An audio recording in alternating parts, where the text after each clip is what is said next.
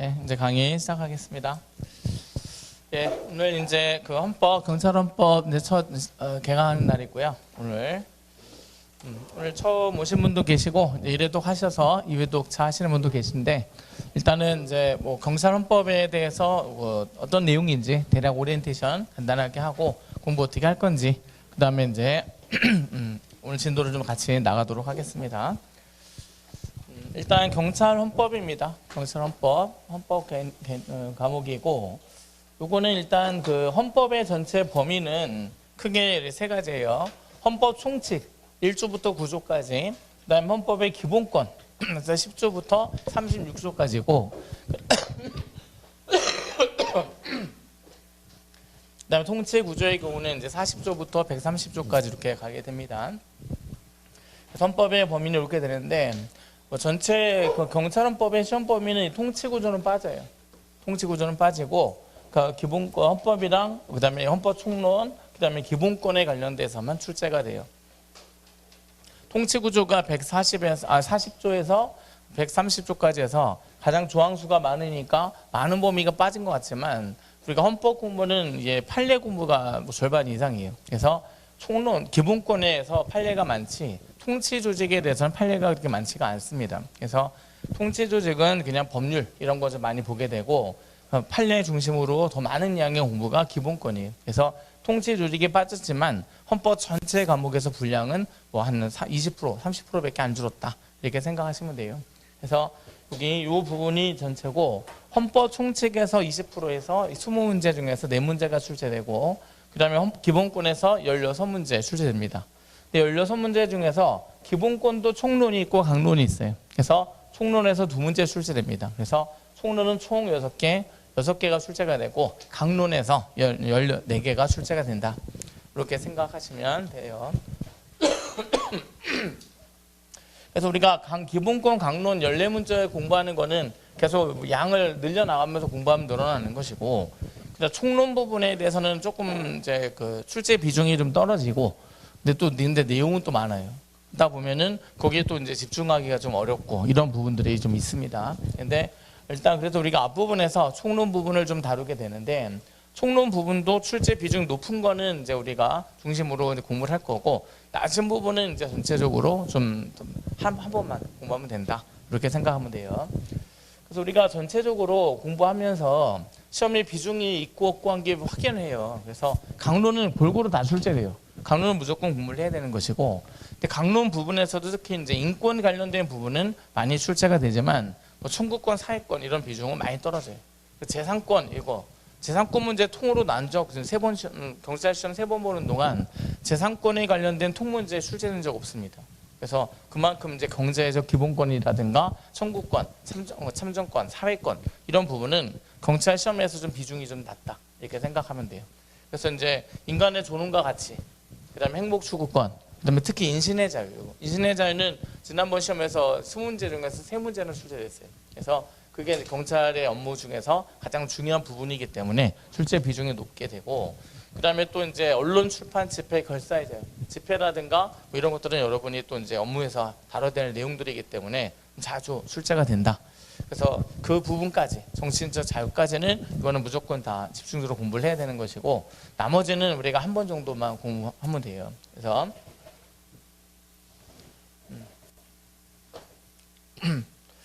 그래서 일단은 이제 공부는 어떻게 할 거냐면은 개념하고 보통 판례, 헌법은 2가지 생각하시면 돼요. 개념과 판례다.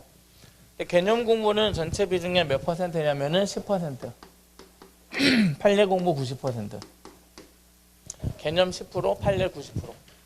이렇게 되면 판례 중심으로 공부하는 거다. 맞아요. 근데 개념 10%, 빵프로 아니에요. 개념이 없는 건 아닙니다. 그래서 개념은 좀 10% 정도만 가지고 있으면 나머지 충분히 풀 수 있는 이런 상황이 돼요. 그래서 2회독을 원칙으로 합니다. 2회독. 그래서 일단 왜 2회독을 기본으로 하냐면 여러분이 이제 기본 개념 강의를 이제 지금 이게 1회독해서 2회독 들어오신 분도 계시고 오늘 처음 하시는 분도 계시죠. 그러니까 2회독은 하셔야 돼요. 그래서 2회독차 지금 하시는 분은 지난번 1회독 할 때 어땠어요? 처음에 뭐 들어도 이게 무슨 말인지 이런 기간이 지나간단 말이에요, 그죠? 그래서 뭐 들어서 알긴 알겠어요. 근데 이제 실제로 다 듣고 났는데 이게 뭐지? 이제 이런 느낌, 이런 느낌이 이제 한 달 반 이상은 걸려간단 말이에요. 그러면은 그런 느낌을 참아내면서 가야 되고, 그리고 이제 이래독이 끝나갈 무렵에, 전체 다 끝나갈 무렵에 보면은 아, 이런 거였구나, 이런 느낌이 든단 말이죠. 그러면 그 느낌으로 한 번 더 공부를 처음부터 하셔서 이 회독차를 좀 정리하시는 게 굉장히 중요해요. 그래서 그렇게 좀 하시고, 우리가 기본독은 2회독을 좀 강조하는데, 제가 그러니까 1회독차에서는 좀 힘들다. 그래서 2회독에서 1회독 후반부에 아, 이게 문제 보인단 말이죠. 그러면 그걸 기준으로 한 번 더 해서 이제 완독을 한다. 이게 중요하고, 그다음에 1회독, 이 기본독을 2번 정도를 완벽하게 하는 것이 왜 중요하냐면, 일단 기본독을 좀 소홀히 하는 부분들이 있어요. 소홀히 하고, 문제풀이라든가 이런 거 빡빡 돌리면 된다. 이렇게 이제 그래서 뭐 문제 기출 문제에서 다 풀고 어차피 그 나중에 똑같이 나오고 이런 경우가 많으니까 그렇게 해서 하게 되면은 시험을 문제 봤을 때 거의 2개나 3개 틀려요. 근데 합격선은 1개나 2개예요.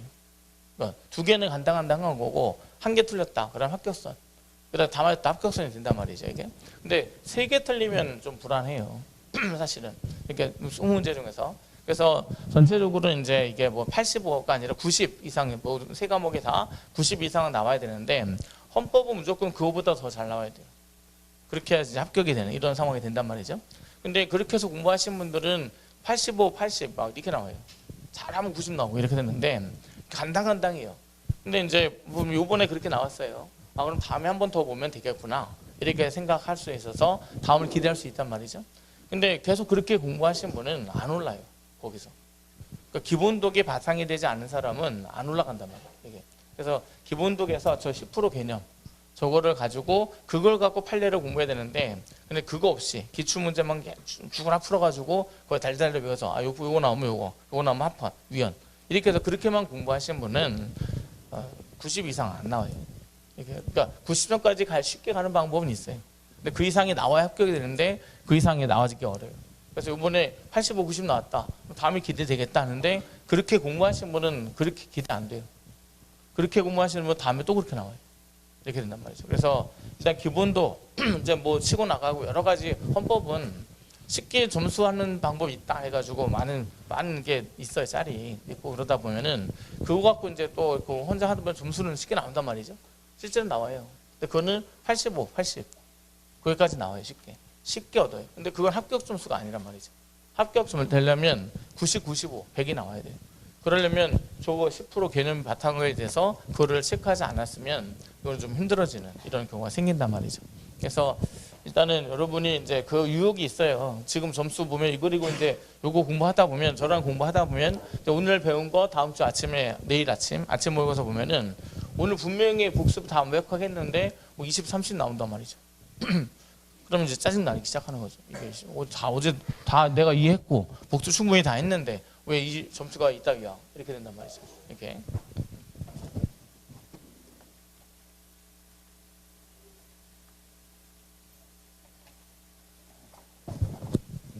그렇게 이제 좀 답답해지고 이런 경우가 생겨요. 그렇게 하는데 또 이제 짤 보면은 이제 뭐 헌법 점수 쉽게 만드는 방법이 있다. 또 이제 훅 넘어가가지고 아, 그렇게 하면 된다 그래서 기출문제 뭐 주구장창 풀고 막 이렇게 해서 하는 사람들은 80, 90 금방 나오지만 합격 점수는 안 나온단 말이에요. 그래서 일단은 좀 답답하더라도 기본도 2회독은 충실히 해라. 충실히. 그래야 뭐 다음에 85가 이번에 8월달에 85 나오면 3월달에 90, 100 그렇게 나올 수 있다. 그렇게 한 사람들은 85, 95, 85, 80 이게 계속 그게 안 올라간다, 이렇게 생각하셔야 돼요. 그래서 이거 갖고 우리가 막판 뒤집기 해야 된단 말이죠. 그래서 이게 기본독 2회독 하는데 1회독 느낌은 답답하다. 공부를 해도 점수 안 나온다. 요 느낌이에요. 요 느낌. 근데 그거를 견뎌내야 돼요. 그래서 아침 모의고사 이렇게 보면 아침에 다음날 여러분 시험부 보면은 OMR 카드 해가지고 인원별 점수, 문항별 점수가 다 나와요. 다 저한테 아침에 와 보내줘요. 보내면 이제 전체 뭐 68점 평균 이렇게 나오는데 100점 맞는 사람도 있고 95, 100 이렇게 다 있어요. 있는데 30점, 40점 맞는 사람도 있어요. 이렇게 된단 말이죠. 근데 그거를 견뎌내고 해야 2회독에서 나와요. 그러니까 1회독에서 100점 나오기는 쉽지 않겠죠. 그렇게 되는데 2회독에서는 다 완벽하게 한 것도 아니고 지난번이랑 문제도 다르고 똑같은 내용 수업 들었는데 이게 다르단 말이죠. 점수가 다르게 나와요. 그러면은 그게 다음 달에 여러분이 느끼게 되는 거고, 이번 2회독 하신 분들은 이제 좀 지난번에 1회독 할 때 오늘 배운 부분이 좀 어떤 느낌인지 알겠죠? 기억나죠? 근데 그거를 다시 한번 이제 한번 뒤에 갔다가 다시 왔기 때문에 다른 느낌으로 받아들일 수 있단 말이에요. 그러면은 오늘 복습해서 한 부분을 갖고 하면은 점수가 좀 쉽게 득점이 되는 이런 경우가 생길 거예요. 그래서 그런 부분이 있기 때문에 아침 모의고사 이 부분 때문에 그 찡찡대는 분 계세요. 안 나와요. 그래서 왜 이게 어제 다 수업 이해하고 열심히 들었고 복습 충분히 했는데 왜 40점입니까? 막 이런단 말이에요. 이렇게 하는데 원래 그래요. 원래 그러고 그거 견디셔야 돼요. 그거를 이번 달 한 달 반 정도 견디시고 마지막에 느낌 가지시면 그걸로 다음 달에 한 번 더 이래도 완독하시면 완성이 된다. 그렇게 생각하시고 그렇게 이해독 하세요. 그렇게 이해독 이렇게. 그리고 이해독 했는데도 저는 안 돼요. 3회독 하세요. 어쩔 수 없어요. 그래서 회독수 늘리는 수밖에 없어요. 이렇게 되고 그다음에 이제 이렇게 그다음에 이제 개념 올렉스는 이해독을 해서 반복적 이해하고 그러니까 개념은 반복적 이해를 하고요. 판례는 쌓는다는 느낌. 쌓아 나간다. 그리고 판례 읽기나 하다 OX 그다음에 이제 문제 연습 이렇게 되는데 그거는 이제 기본 강의가 지금 우리가 판례 OX 이거는 지난달에 끝났어요. 오늘 이제 저녁 때 이거는 기출 문제 풀이가 이제 시작됩니다. 그렇게 되고 문제는 이런 문제, 경찰 문제하고 다른 직렬의 모든 문제 다 연습합니다. 그래서 우리가 경찰 헌법 문제를 한다고 해서 경찰 헌법 기출 문제만 갖고 연습하는 거 아니에요. 다른 시험 문제, 다른 직렬에서 출제되는 헌법 문제 다 연습합니다. 물론 난이도 너무 높고 너무 긴 거 다 빼버리는데 그러니까 그 우리 맞춰서 하는 거 그 비슷하게 다 나와요. 다른 시험에서도. 근데 우리가 그렇다고 해서 경찰 헌법 기출 문제집을 사겠다 해서 그냥 헌법 기출 문제 사면은 아까 통치 조직에 관련된 문제까지 다 들어가는 기출 문제집이에요. 그건 필요 없어요. 경찰 헌법 기출 문제 해야지만 통치 구조 빠지고 기본권까지 이렇게 뭐 나오게 된단 말이에요. 네, 그래서 판례 OX 하고 그다음에 기출 문제, 그다음에 실전 문제 이렇게 가게 돼요. 그래서 기본 강의 요거는 A 강의, B 강의 이렇게 이제 되는데 오늘 하는 게 A 강이에요. A 강의랑 B 강의의 차이는 뭐냐면 이거는 두 개를 다 들어야 됩니다. 두 개를. 왜냐면은 A 강에서 안 다룬다는 강의는 B 강에서 다뤄요. 이렇게. 그러니까 우리가 여기서 보세요. 아까 중요한 부분이 있다고 했죠. 그거는 A 강에서도 다루고 B 강에서 다뤄요. 분명히 두 번 해갖고 판례 늘려 나갑니다. 근데 한 번만 봐도 되는 강의 있어요. 굳이 두 번 안 해도 되는 거. 이런 거. 한 번 키면 이건 다음에 안 해도 되는 이런 상황이 된단 말이죠. 그러니까 그런 거는 한 번만 해요. 근데 A 강의는 있고 B 강의 없는 것이 있어요. 그래서 요거는 있기 때문에 A 강의 들었다고 해서 다 완독된 거 아니에요. 이걸 두 개를 다 들어야 돼요. 그러니까 A 강의 듣고 한 달 쉬고 다음에 또 A 강의 듣는다. 그럼 똑같아요. B 강의를 들어야 돼요. 이렇게 B 강의. 그래서 B 강의는 부터 몇 개월, 4개월 후에 또 한단 말이에요. 이렇게. 그렇기 때문에 이어서 듣는 게 가장 좀 좋은 이런 내용이고 그다음에 어떤 건 듣고 어떤 건 안 듣고 하는 거는 나중에 프린트로 나눠줄게요. 그래서 좀 학습 계획 세울 수 있게 이렇게 하고 우리가 지난번에 A 강의, B 강의 지난 거 하고 오늘부터 시작하는 강의가 달라요. 그건 완전히 좀 교재도 지금 바뀌었고 그다음에 이제 완전히 그 내용도 지금 다 달라졌어요. 그래서 이거 A 강의하고 B 강의랑 하는 거에서 이제 출제 비중이 어느 정도 좀 가려졌기 때문에 그다음에 저 예전에는 기출 문제가 없을 때 경찰헌법 기출 문제가 없을 때는 그냥 임의로 나눠서 다른 데서 나오는 거 그런 거 기준으로 해서 이렇게 했었는데 경찰헌법이 이제 3번 기출 문제가 나왔단 말이죠. 그래서 그걸 바탕으로 해서 조금 더 안 나오는 부분들, 좀 비중이 떨어지는 부분들은 조금 쪼개서 예전에는 뭐 재산권하고 직업 선택의 자를 여기서도 의뢰 되는데 그거는 이제 거의 출제가 3번 동안 한 번도 출제가 안 됐기 때문에 그러니까 A 강에서는 재산권, B 강에서는 직업 선택의 자유만 다룹니다. 그래서 그렇게 되고 사생활에 관련된 것도 마찬가지로 뭐 별로 비중이 없어요. 그래서 뭐 개인정보 자기결정권 A 강에서 다루고 나머지 사생활은 B 강에서 다루고 뭐 이런 식으로 해서 그 비중이 떨어지는 거는 쪼갰어요. 쪼개서 한 번만 하고 대신에 출제 비중이 높은 부분은 시간 투자를 많이 해서 이제 판례를 늘려나가는 그런 식으로 해서 좀 더 출제 비중 높은 부분의 비중에 대해서 이제 그 판례를 좀 보강했다 이렇게 생각하면 돼요. 네, 그렇게 해서 해 나가시면 됩니다. 그다음에 이번 기본서가 좀 닦였는데 이것도 출제가 좀 되고 있는 부분이 있죠. 그런 부분을 좀 세분하게 넣었어요. 넣어서 하다 보니까 됐고, 주로 이번에 이제 뭐 강론 부분은 그동안 좀 출제가 많이 되고 있기 때문에 강론 부분은 많이 손대지 않았어요. 손대지 않고 총론 부분을 조금 난이도 있게 출제되는 부분들이 있기 때문에 그 부분을 좀 많이 했고, 지난번 교재에 비해서 제 페이지 분량은 50페이지 정도가 늘어났어요. 그래서 그렇게 된 책이다, 그렇게 생각하면 돼요.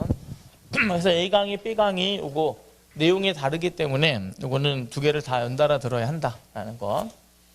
그 다음에 기출판례, 여기 기출판례 단원별 기출판례 OX에서 요거는 지난달에 특강으로 끝났어요.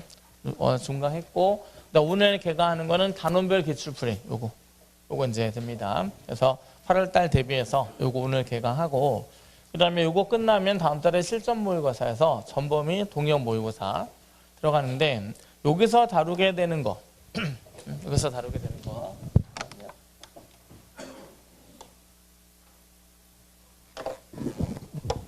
여기서 다루게 되는 내용은, 우리가 이제 기출문제는 이제 문제 만들 때 여러분이 이제 그 시험 보러 가기 전에 풀어야 될 문제들이 뭐냐면, 기본적으로 좀 많이 다루는 기출문제는 기본서에서 다루죠.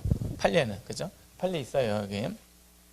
근데 이제 최근에 다른 시험에서 출제되는 그 헌법 문제 있단 말이죠. 그 문제는 예전에 출제되지 않았던 그 판례들이라든가 이런 것들을 또 새롭게 다루는 경향이 있어요. 그래서 그거 여기다 다 넣어드립니다. 그래서 최근에 출제된 다른 영역의 기출문제는 여기서 다 넣어드려요. 이렇게. 그리고 이제 하면은 최근까지 출제된 거 다 되고, 단원별 기출문제 요 책에는 일단 우리가 요 지금 오늘 배우게 되는 책에서는 2021년, 2022 요 두 개의 연도에 모든 다른 영역에서 출제된 헌법 기출문제를 일단 다 들었어요. 다 넣고, 그래서 그걸 하고 그 이후에 기출문제 다뤘던 내용은 여기서 다뤘고요. 다 넣어드려요. 다 넣어드리고 이제 시험 전까지 출제된 거는 다 여기서 한 번씩 다 풀고 간다, 이렇게 보시고, 그 다음에 시험에 출제되진 않았지만 헌법재판소가 낸 판례들 있죠. 그것도 경찰헌법에서 많이 좀 적극적으로 출제하는 편이에요. 이게. 그러니까 지난번 작년 2차 시험에서 굉장히 많이 출제했어요. 그러니까 한 번도 출제되지 않은 판례를 가지고서 이제 헌법 출제를 한 경향이 많고, 근데 이번에 3월달 1차 시험에서는 최신 판례가 좀 줄긴 했어요. 해도 출제는 되고 있다. 출제는. 그래서 줄긴 했어요. 그래서 어쨌든 최신 판례는 최근 6개월 동안 헌법재판소가 낸 판례들 있죠. 그거 싹 다 정리해가지고 또 정리해서 공부하고 시험에 가야 돼요. 그러면 이제 출제될 만한 거는 지금 다 건드리고 이제 시험장에 가게 되는 이런 상황이 된단 말이에요. 그래서 요대로 해서 요거 매년 이제 1년 한 번씩 걔가 좀 고치고 하는데, 그때 고칠 때마다 그 최근까지 출제된 문제는 다 넣어드린다. 그리고 이제 그 이후에 출제된 문제는 여기서 다 넣어드린다. 그리고 최신 판례, 최근 이제 시험 보기 6개월 전까지 헌법재판소가 낸 판례들 있죠. 그거 다 전수조사해서 다 정리해서 다 드려요. 그러니까 전체 그냥 페이지 66페이지인데 요약 보내가지고 20몇 페이지에서 줄여드려요. 그래서 그거 좀 공부할 수 있게 하고 시험장에 갈 수 있게 이렇게 다 제공합니다. 이것까지 보고 시험장 가시면 돼요. 그러면 대부분 거기서 출제된 판례들이 난다, 이렇게 될 거예요. 그래서 이거는 판례 맞추기 시험이에요, 어차피. 그래서 뭐 창의적으로 무슨 문제를 개발한다 이런 것이 아니라 출제된 판례, 그 다음에 이제 기출 헌법에서 낸 판례들, 그런 거 중심으로 공부를 해나가면 다 된다. 예, 그래서 그 정도 생각하시면 되고, 이제 그렇게 강의해 나가면 돼요.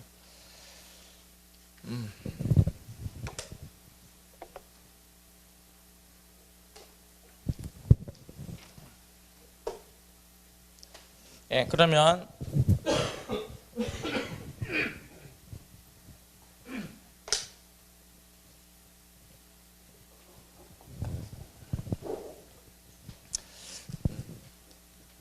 그러면 이제 우리가 헌법과 헌법학 오늘 첫 주차 이제 진도 좀 나갈게요. 오늘 나갈 부분은 헌법과 헌법학 이 부분이고요. 일단 목차를 좀 보시면, 목차 좀 보세요.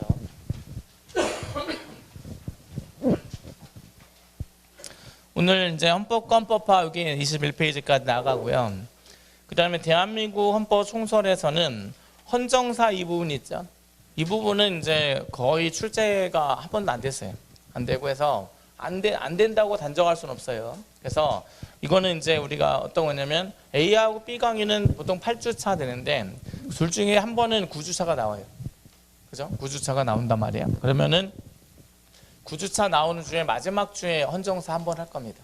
그래서 그 9주차 마지막 주에 다룬다. 헌정사는 이렇게 되고, 그 다음에 대한민국 국가 형태 구성 요소에서 국적법이 나와요. 국적법.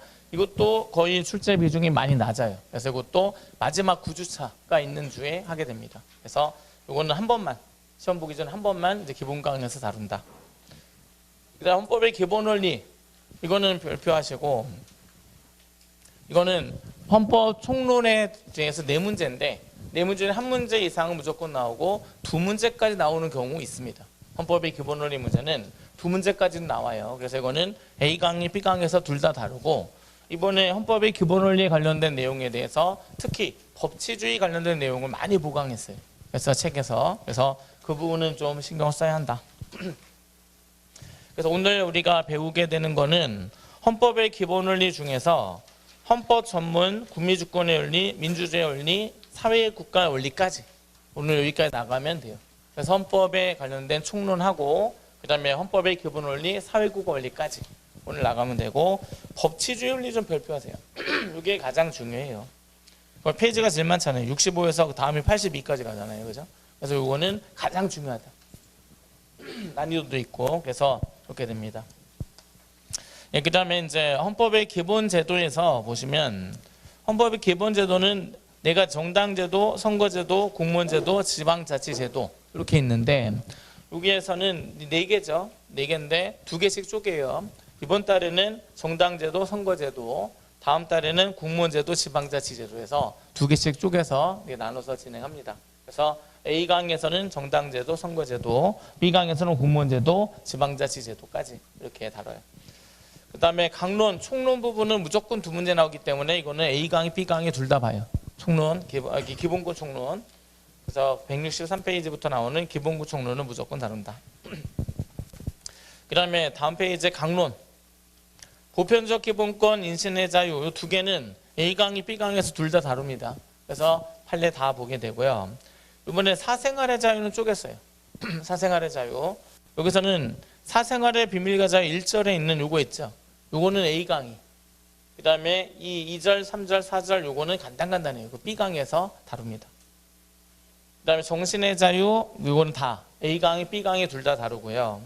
그 다음에 경제적 기본권, 여기서는 재산권은 A 강의, 그 다음에 직업 선택에 대한 B 강의 쪼갰고요. 정치적 기본권은 요거는 안 다뤄요. 안 다루는데 만약에 9주차가 있는 주에서 시간이 남으면 정치적 기본권에 대해서 간단히 언급만 할 거예요. 그래서 정치적 기본권은 9주차에서 다룬다. 그 다음에 청구권적 기본권 요거는 A 강의, 사회권적 기본권 요건 B 강의에서 다뤄요. 이렇게 해서 A 강의, B 강의로 이렇게 나눠서 다루게 된다. 그걸 좀 미리 좀 알아놓고 학습 계획을 잘 세우세요.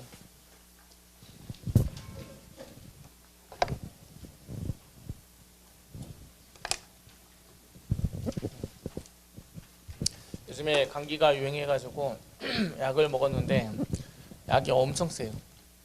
그래서 지금 계속 이렇게 목이 말라요. 목이 말라서 물을 계속 먹으면서 좀 진행하겠습니다. 그래서 지금 2개나 갖고 왔어요, 물을. 이거 아마 1시간 동안 다 먹을 것 같은데.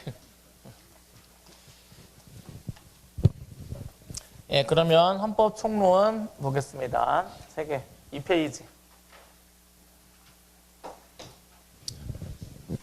예, 헌법의 의미. 여기 보시면 헌법에 관련돼서는 뭐 헌법의 의미가 뭐 시험에 나오진 않는데 우리가 헌법을 배우는데 헌법이 뭔지도 모르고 시작하면 안 되잖아요. 그죠? 그래서 보면은 헌법은 근본의 법이다. 국가의 근본이 되는 법이다. 국가의 근본이 되는 법이고, 그 다음에 이제 여기서는 국가에서의 최고법이다. 헌법의 의의는 국가의 근본이 되는 법이고 국가의 최고법이다. 그 다음에 내용은 보시면 통치 조직에 관련된 내용과 기본권을 다루고 있다. 그러니까 헌법의 내용은 통치 조직과 기본권으로 구성돼요. 그러니까 그 나라 국민이 어떤 기본권을 가지고 있는지, 그리고 통치 조직은 어떻게 운영되고 어떻게 구성되고 있는지 이런 부분이 가장 잘 나타나 있는 법이 헌법이다. 그래서 헌법의 내용, 통치 조직, 기본권 두 개로 구성되어 있다. 그리고 근본법이고 최고법이다. 그다음에 헌법은 또 제일 중요한 거는 이거는 국민적 합의다. 국민적 합의의 산물이다. 헌법의 제정 권력자는 누구냐? 헌법 개정 권력자 누구예요? 국민이다. 국민이 헌법 제정 권력, 헌법 개정 권력자다. 그러니까 국민이 만드는 최고법이 헌법이고 그 내용은 기본권과 통치 조직에 관련돼서 이루어져 있다. 이렇게 이해하세요.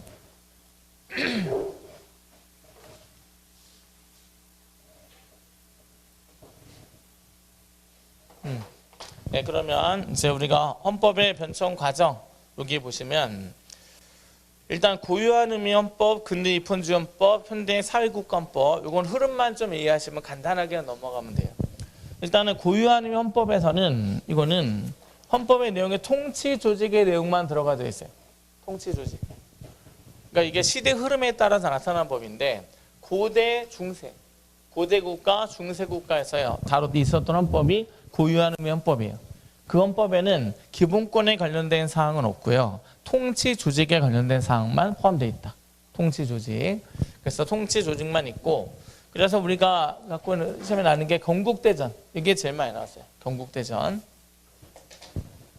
건국대전은 조선시대 헌법이에요. 여기에 보면은 뭐 의정부와 육조, 이런 거 3사, 어사대, 중추원 이런 거 있잖아요. 그런 게 다 이제 조선시대에 있었고 그다음에 육조판서 있었잖아요. 이후에 병영공 해갖고 그 구조가 다 이제 통치 조직에 관련된 내용인데 다 건국대전에 나와져 있는 내용이다. 그래서 근데 건국대전에는 조선 백성의 기본권에 관련된 내용이 있어요, 없어요? 없습니다. 조선시대에 그런 기본권의 개념이 어디 있어요, 그죠? 이렇게 통치 조직만 다루고 있는 그런 법이다. 그래서 고유한 의미 헌법의 가장 대표적인 것이고, 그 다음에 고종황제. 우리가 고종황제는 조선시대를 없앴어요. 없애고 대한제국을 선포하고 대한제국을 운영한 헌법을 만들었는데 그게 대한민국 국제예요. 그래서 우리는 왕이 아니라 우리도 이제 황제를 가진 나라다 해서 고종을 황제로 칭하게 되고, 그리고 대한제국이라고 해서 황제가 있는 나라 제국 이렇게 해서 조선이 아니라 대한제국이 된 거예요. 그래서 그때 만들어진 헌법이 대한민국 국제. 그래서 황제의 권한을 더 강화시키고 뭐 중추원, 비변사의 권한 이런 것들이 다 나와 있는 것이 대한민국 국제다. 이런 것들은 기본권은 내용에 다뤄지지 않지만 통치 조직에만 있는 헌법이다. 통치 조직만 다룬 헌법이다. 북한 헌법 이거 현대에 있는 헌법인데 참 이 헌법으로 분류가 된다는 게 그렇죠. 북한 헌법은 통치 조직에 관련돼 있죠. 조선 인민의 기본권에 관련된 거 있어요, 없어요? 없습니다. 명시는 몇 개 돼 있어요, 깔짝깔짝. 이렇게 되는데 실질적으로 뭐 기본적인 것이 보장되지 않는 그런 나라잖아요, 그죠? 그래서 이거는 통치 조직에 관련된 나라다. 그래서 고유한 의미 헌법은 요거 통치 조직 됐는데 요거 2번이 중요해요. 국가가 있다면 국가를 조직하는 규범인 헌법이 반드시 있어야 된다. 국가가 있는 곳에 헌법이 있다. 이거는 문제 출제 방식이에요. 헌법이 들어간 문장을 소개하고 그 헌법의 문장의 맥락을 통해서 어떤 의미로 쓰여졌는지를 구분하는 문제가 출제가 돼요. 그래서 국가가 있는 곳에 헌법이 있다. 이렇게 되면 그 헌법은 뭐냐? 고유한 의미 헌법이다. 우리가 고대 국가, 중세 국가, 근대, 현대 이렇게 했을 때 국가가 있는 곳마다 있었던 것은 고유한 의미 헌법이다. 그래서 이거 모든 국가에 항상 있었던 것은 헌법이다. 고유한 의미 헌법은 좋다. 그래서 통치 조직만 있고 기본권은 없는 거 이거 잘 알아두시고, 그 다음에 근대 입헌주의헌법 근대 와서 헌법의 내용에 이 기본권이 포함되기 시작했어요. 기본권 자유와 권리가 이제 강조됐고, 그래서 통치 조직에 관련돼서 있어요. 여기서 통치 조직에다가 기본권이 보장되기 시작했어요. 여기. 근데 와서. 그래서 근대 입헌주의헌법에서는 이제 기본권이 보장되기 시작했습니다. 근데 이 기본권이 이제 특히 자유권 중에서 특히 재산권이었어요. 자유권 중에서 특히 재산권이다.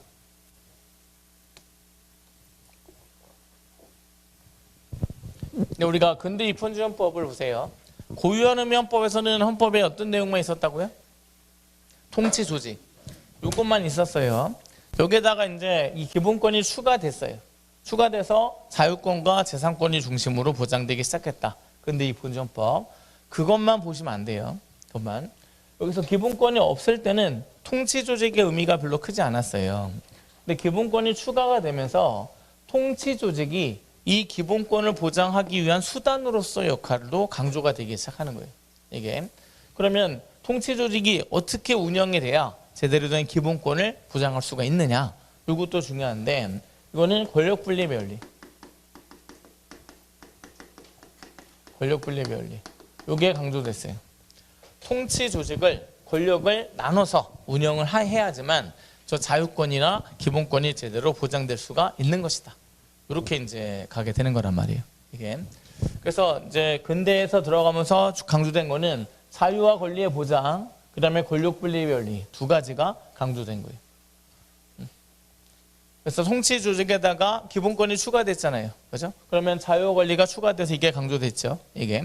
이것만 강조된 게 아니라 이걸 보장하기 위한 통치 조직의 운영 원리까지 나왔어요. 그게 바로 권력 분립 원리란 말이에요. 그래서 개인의 자유와 권리를 보장하는 것도 중요하고 권력 분립의 원리 두 가지가 강조된 것이 근대 입헌주헌법의 특징이다. 그래서 문제에서 나온 것이 뭐냐면 2번 양가로 2번에 자유와 권리, 권력 분립이 보장되어 있지 않은 사회는 헌법을 가졌다고 할 수 없다. 그러면 자유와 권리의 보장, 권력 분립의 원리를 강조한 그 헌법은 어떤 의미 헌법이에요? 입헌주헌법, 근대 입헌주헌법을 말하는 것이다. 그래서 고유한 의미 헌법에서 근대 입헌주헌법으로 가게 되면서 두 가지가 강조된 거예요. 누가 추가적으로 자유와 권리가 보장되기 시작했다. 그 다음에 자유와 권리가 제대로 보장되기 위해서는 통치 조직이 권력 분립의 원리로 운영돼야 한다. 이 두 가지가 강조됐어요. 그래서 두 가지가 강조되지 않는 헌법은 헌법이라 볼 수 없다 하는 것은 근대 입헌주헌법을 말하는 것이다. 알겠죠? 그 다음에 뭐 외견적 입헌주 이런 건 짝퉁 입헌주가 있었다. 이 정도만 알고 있으면 되고 간단하게 넘어가면 돼요. 그래서 근대 입헌주법은 자유와 권리 보장, 권력 분립이 강조된 헌법이다. 근데 이 근대 입헌주법 보세요. 자유와 권리 보장에서 자유는 특히 어떤 자유라고 했어요? 재산권.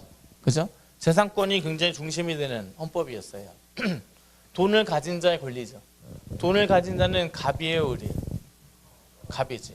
그러니까 근대 입헌주법은 갑의 권리를 보장하는 거예요. 이 시대의 분위기는 잘 나타내 주는 것이 레미제라블이란 말이에요. 레미제라블에서 그 주인공 장발장이 어떤 죄를 저질러서 교도소에 어렸을 때 들어갔어요? 빵을 훔쳐 먹었죠. 그죠? 빵 훔쳐 먹어서 맨 처음에 몇 년형을 선고받았는지 기억해요? 7년입니다. 그럼 7년 우리나라 형법에서 7년 이상의 실형을 선고받는 경우는 어떤 경우예요? 존속살인. 그러니까 다른 사람을 살인했다. 그래도 5년이에요. 부모님을 살해했다. 7년. 부모님 정도 죽여야 7년 살아요. 이렇게 됐는데 얘는 지금 빵 훔쳐 먹어서 살았어요. 이렇게. 근데 이렇게 된 거죠. 그러면은 그 당시 굉장히 빵 훔쳐 먹은 게 뭐가 얘 왜 빵 훔쳐 먹었어요? 배고파서 훔쳐 먹었잖아요. 그죠? 그러니까 원래는 빵 훔쳐 먹었다는 그 시대 어떻게 받아들이냐면 재산권을 침해한 거예요. 다른 사람이 재산권을 침해했어요. 근데 재산권은 천부인권이고 신이 부여한 엄청난 권리이다. 이렇게 하고 추앙했던 시대인데 그걸 침해했어요. 죽어 마땅하다.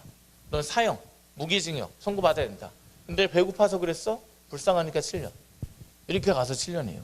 그러다가 도주 몇 번 하다가 20년 살았죠. 이렇게.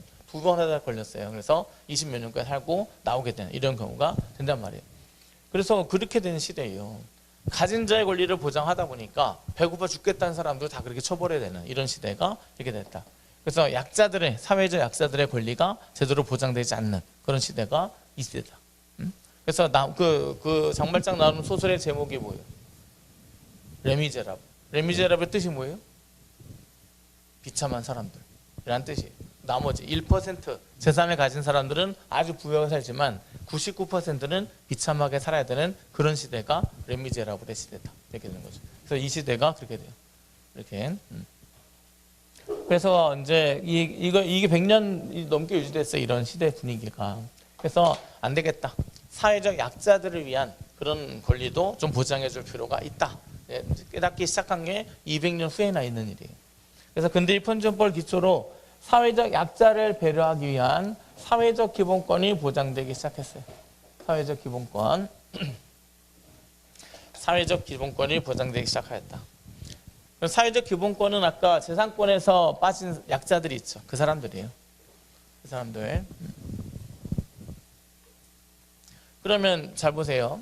우리가 이제 사회적 기본권을 보장하기 위해서 했고, 여기서는 이 표현 자주 나와요. 국가에게 사회적 모순을 해결하고 평등권과 사회적 기본권을 실현하기 위해서 사회 질서를 형성해야 하는 권한과 의무를 부과하였다. 이 권한과 의무를 부과하였다 하는 거. 요거 잘 이해하고. 그래서 사회적 기본권을 실현하기 위해서 필요한 것이 뭐냐면 큰 정부, 적극적 국가관이에요. 우리가 이제 보세요. 근대의 편주의 시대는 작은 정부, 소극적 국가예요. 작은 정부. 왜냐하면 갑의 권리를 보장하려면 국가가 어떻게 하면 한대요? 갑은 알아서 갑이에요. 갑을 누르지만 않으면 돼요. 그죠? 그래서 국가가 그냥 가만히 있으면 된다. 소극적 국가 간 작은 정부. 이게 근대 국가 간에 해당하는 것이고, 약자들의 권리를 보장하기 위해서는 어떻게 해야 돼요? 그거는 적극적으로 나서야죠. 적극적이고 큰 정부다. 잘 보세요. 앞에서 막 시끄럽게 싸움이 났어요. 그래서 다 보고 있는데 누가 싸우고 있어요. 채용만 하고 저하고요. 싸우고 있어요. 이 싸움의 양상은 대등할까요? 일방적일까요? 일방적이겠죠. 그죠? 이렇게 돼요. 그러면 제 마음이 어떻겠어요? 막 이 소리 저리 터지고 하는데 누가 좀 제발 좀 말려줬으면 좋겠다. 이렇게 되는데 적극적으로 말리는 어떤 사람이 야, 저 사람 죽겠다. 빨리 말립시다. 이랬더니 옆에 있는 사람이 알아서 내버려 둡시다. 그런단 말이죠. 이렇게. 그러면 이제 거기서 적극적으로 개입하지 않고 가만히 있으면 결국 이 싸움의 결과는 어떤 일이에요? 강자가 승리하게 되는 이런 상황이 되죠. 이렇게. 근데 가만히 내버려 두면 강자가 승리하게 되는 거예요. 적극적으로 말려요. 그러면은 약자가 보호되는 이런 상황이 되겠죠. 그죠? 이렇게. 그러니까 지금 강자와 약자, 재산을 돈 있는 사람과 없는 사람이 일방적인 싸움이 진행되고 있어요. 근데 국가가 가만히 있어요. 누구 편을 드는 거예요? 강자의 표를 들게 되는 거죠. 근데 이 본주의는 강자의 재산권을 보장하는 게 목표였잖아요. 가만히 있으면 되는 거예요. 소극적 작은 정부. 그다음에 얘는 약자를 보호해야 되죠. 뜯어 말려야 된단 말이죠. 그죠? 적극적이고 큰 정부가 필요하다. 이렇게. 그래서 이건 약자의 권리를 보장하기 위해서는 큰 정부, 적극적 국가 간. 강자의 권리를 보장하기 위해서는 가만히 내버려 두면 된다. 강자는 알아서 다 먹어요. 이렇게 되니까 내버려 두면 되는 거예요. 그죠? 그래서 이렇게 된다.